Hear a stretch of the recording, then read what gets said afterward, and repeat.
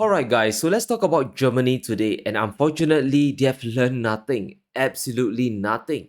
They have embarked on a path of economic pain and there's simply no going back now. Ever since Nord Stream blew up, Germany lost their biggest industrial advantage, and that was cheap Russian gas. It's important we realize Germany's new paradigm now, at least under the new government. There is no U-turn back to affordable energy, and the direction today is to reduce reliance on all these autocratic states like Russia and China. Habeck has said this multiple times now. Germany cannot depend on Russian gas anymore and needs to rethink the way it trades with China. However, there's a really big disconnect here between reality and fantasy. German industries require two things to stay competitive. On the supply side, they need cheap inputs, and on the demand side, they need consumers around the world to buy stuff made in Germany, both of which are collapsing. In the latest update, German factory orders have dropped once again. In May, demand fell by 1.6% despite all the big wigs of Wall Street calling for 0.5% gain. Remember, this is comparing against a very low base in May last year. Even after 2 years, Germany's deindustrialization still hasn't bottomed out yet. Mixing foreign policy with the economy has been truly disastrous. If we zoom out and we just take a look at the big macro picture, Germany's future as a manufacturer is getting dismantled. Firstly, there's Japan. The crashing yen is making their exports cheap, much cheaper than Germany. So, amongst the G7 themselves, allies will happily buy Japanese goods because stuff is dirt cheap. And let's not forget China. There's a reason why the West is imposing tariffs. Chinese goods are affordable and Western manufacturers simply can't compete. The only way Germany can compete is to get their cost of production down dramatically, but they're actually doing the exact opposite. The economy minister Habeck confirmed the worst. Germany wants to cut away Europe's last 20% of Russian energy supply. And listen to this, for the sake of our energy sovereignty and security, we must continue to systematically reduce imports of gas, oil, and also radioactive material from Russia. And he means uranium when he said that. This is straight from the Twilight Zone, guys. Cutting away the remnants of Russian energy sounds really great, it sounds really noble, but replacing it with expensive LNG from the US or Qatar just gonna make things worse. The gas supply will simply flow to China and help Chinese industries even further. This is really counterproductive. And if you think that was bad, it kind of gets worse. Germany just took another action that pushes them away from economic recovery. Just a week after Habeck's trip to Beijing, Germany has blocked a Chinese deal, and this is a very big deal. This potentially rings the death knell to any future collaborations between Beijing and Berlin. A Chinese state-owned firm was supposed to buy a Volkswagen subsidiary. The sale involved a gas turbine business, and the German government blocked it. This wasn't an issue of price. This once again revolved around national security. Let's be real here. If this was an American company buying the unit, the sale would most definitely go through. Now, the excuse was simple. Germany doesn't want technologies to come under the influence of countries not on friendly terms with Germany. At least that was the reason given. Now, the real truth was the buyer's ties to the Chinese military. The Germans are quite afraid of the technology ending up on China made ships, but it's rather short sighted. As a result of this, the company is closing down their business unit instead of selling it off for some money at least. Once again, this is another example of foreign policy superseding economic sense. I think we must understand the problem with being too protectionist here.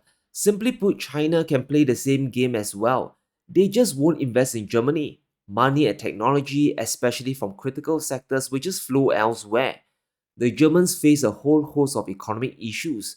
While energy is a big one, falling demographics is another crisis we can't ignore. Of the entire G7, Germany has the biggest working age population crunch. According to the IMF, by 2030, the number of working age Germans will fall by over 0.7%. And this is another straw on the camel's back. When you have less labor, this creates a ton of problems. Just in manufacturing alone, the cost of production will remain high. GDP will also be pressured down because now overall value add will drop. There are more retirees than workers, and that isn't good for a manufacturing country competing against the US, Japan, and China. Chinese money leaving would mean new technology, expertise, and investments simply won't enter Berlin. The country will lag behind in technology, especially in automation, where China is the global leader. Looking at the evidence on the ground is really ironic here. While Berlin is trying to decouple from Chinese trade, it's German companies that are decoupling from Germany. Take Volkswagen for example. Domestically, they are cutting costs by 10 billion euros. And like most companies, this means job cuts. Over 6,000 jobs are going to disappear on German soil. On the flip side, Volkswagen is doubling down on China. They are investing 2.4 billion euros in China to develop better EVs and self-driving cars. And this is happening across the board in Mercedes-Benz, Bosch, and BASF. The industrial collapse is benefiting China. Chinese companies not investing in Germany will only accelerate this. Even though Europe is in trouble, one thing is really staying constant, and that is war spending. Von der Leyen has confirmed the new military industrial complex made in Europe is coming. Security in Europe also means doing more on our own defense. Our common goal should be very clear. We need to turbocharge our defense industrial capacity in the next 5 years. And at the heart of this must be one simple principle. Europe must spend more, Europe must spend better, and Europe must spend European. And this will help us fill the urgent need to rebuild, replenish, and modernize member states' armed forces, and to keep supporting Ukraine. And in doing so, Europe should strive to develop and manufacture the next generation of battle-winning operational capabilities. Now, giving aid to Ukraine is obvious to fight the Russians. We all understand that. The EU has to churn out more weapons and more ammunition. Seizing the Russian assets isn't enough. The money has to translate into something tangible. But it goes beyond just defense. Notice von der Leyen's words: Europe has to spend European. That's because a war economy might be the only way left to save the EU industrial complex. Chinese cars are displacing German automakers. Companies in Berlin are also moving to Beijing. Countries around the world find EU products and exports just too expensive. But what is the one country that needs your products no matter the cost? That is Ukraine. It's the good old American playbook once again. Blinken confirmed this, saying 90% of the assistance we have provided has been spent here in the US with our manufacturers and our production.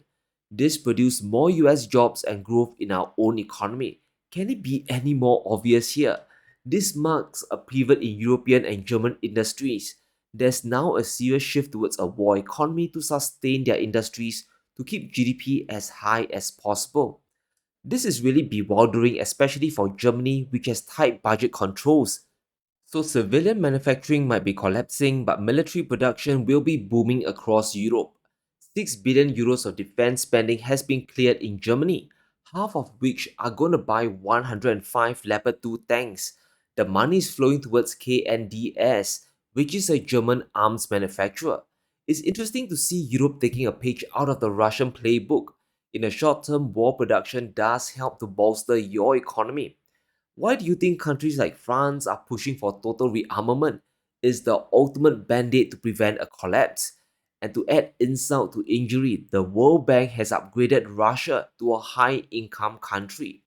Russian real GDP has grown by 3.6%, which is an incredible jump compared to the rest of Europe. That's over 3 times more than the average EU country. But this is a desperate move to try to copy Russia. Europe isn't built for war production, not anymore. Russia can do it sustainably because their energy cost is low and they have a ton of commodities like copper and nickel in the ground. Europe, on the other hand, has to import stuff in. All this does is to leach away industrial capacity from the civilian all the way to the military manufacturing sectors. In other words, it kind of leaves them more vulnerable to economic competition, especially from China. Now, if you didn't know yet, the EU tariffs on Chinese EVs are now online. It's official, it's here. Taxes have now gone from 10% up to nearly 50% on certain brands. BYD was hammered and SAIC got clobbered the hardest, and there will be repercussions. Over the past 12 months, the EU imported 440,000 EVs from China. That's worth nearly $10 billion in revenue to Chinese brands, and with tariffs going up, that number would most definitely fall. And this marks the start, a very dangerous start of an industrial trade war between Europe and China. Firstly, the tariffs are not nearly high enough to destroy demand for Chinese cars. Chinese EVs still hold nearly 9% of Europe's market share, even after it was announced.